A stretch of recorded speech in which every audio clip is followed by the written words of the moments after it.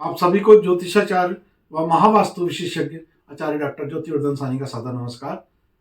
साथियों, जैसे श्राद्ध कर्म पे हमारे 2 वीडियो हैं जो आपने बहुत पसंद किए हैं और आप लोग ये जानना चाह रहे हैं कि इतने मन से हम पंडित जी को घर पर बुलाकर, जैसा हमने बताया है, विधि विधान से श्राद्ध कर्म करते हैं, तो और हम क्या बात ध्यान रखा करें उस श्राद्ध कर्म में। तो बहुत ज़्यादा आपको परेशान होने की आवश्यकता नहीं, बहुत संक्षिप्त में आपको थोड़ी बातें बताते हैं, इसको आप नोट कर लें और इन चीज़ों का ध्यान रखें।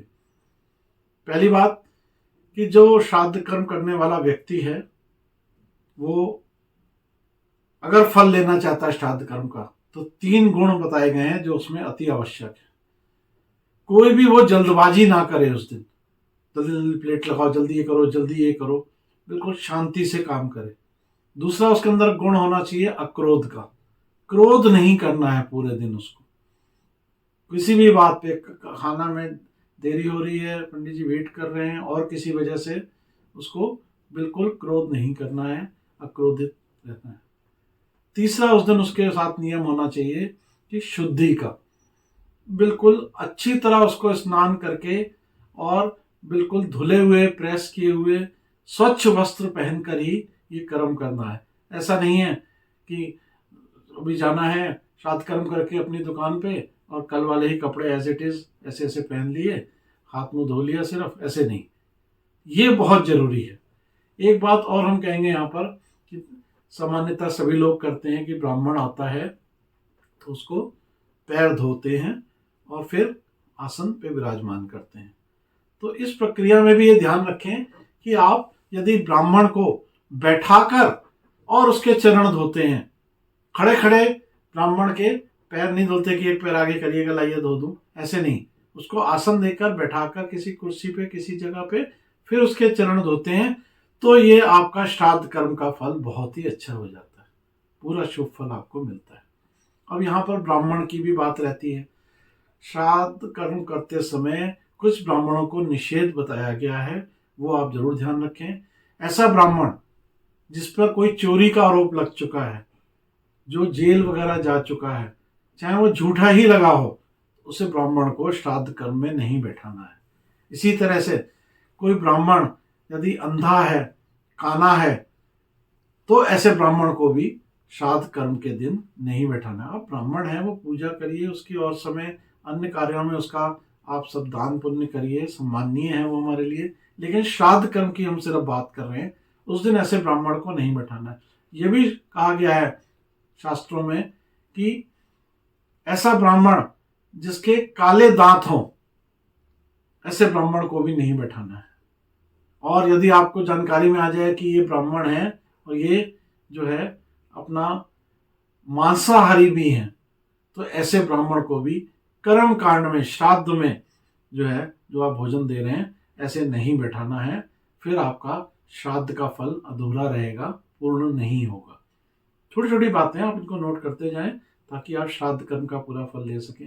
इसी तरह से जो आप आसन देते हैं, वो आसन जो है कुशा का हो, ऊनी हो, सूती हो, इस तरह से आप आसन उनको दे सकते हैं। और यदि आप लकड़ी का आसन देते हैं, और लकड़ी के आसन में ध्यान रखना है कि यदि आम की लकड़ी का बना हुआ है, पलाश का है, तो कदम्ब का है, तो बहुत ही अच्छी बात है। और भी कई लकड़ियां हैं, उनका कर सकते हैं। तो हमें ये ध्यान रखना है कि उसमें कील वगैरह ना निकली हुई हो। अगर स्टूल ही ऐसा है, वो चौकी ऐसी है जिसमें जोड़ से ही बनाई गई है, कीले नहीं है, तो इससे अच्छी तो कोई बात ही नहीं है। लेकिन ऐसा ना हो कि किसी अशुद्ध लकड़ी से बना स्टूल और आप चौकी उनको आसन के रूप में गलती से दे दें। इसी तरह से ये भी ध्यान रखना है कि जो बैंगन है उसका निषेध बताया गया है, मैदा है उसका निषेध बताया गया है। तो हम जो उनको भोजन दे रहे हैं, उसमें कुछ चीज़ों का हमें ध्यान भी रखना है, जो अशुद्धि ना हो भोजन देते समय। जैसे जो है अरहर की दाल नहीं, बैंगन नहीं, गाजर नहीं, सलाद में आप और चीज़ें दें, गाजर नहीं। तो ऐसे प्याज नहीं, लहसुन नहीं। तो भोजन के समय भी आप ये ध्यान रखें कि कुछ चीज़ों को वर्जित किया गया है, उनको नहीं देना है।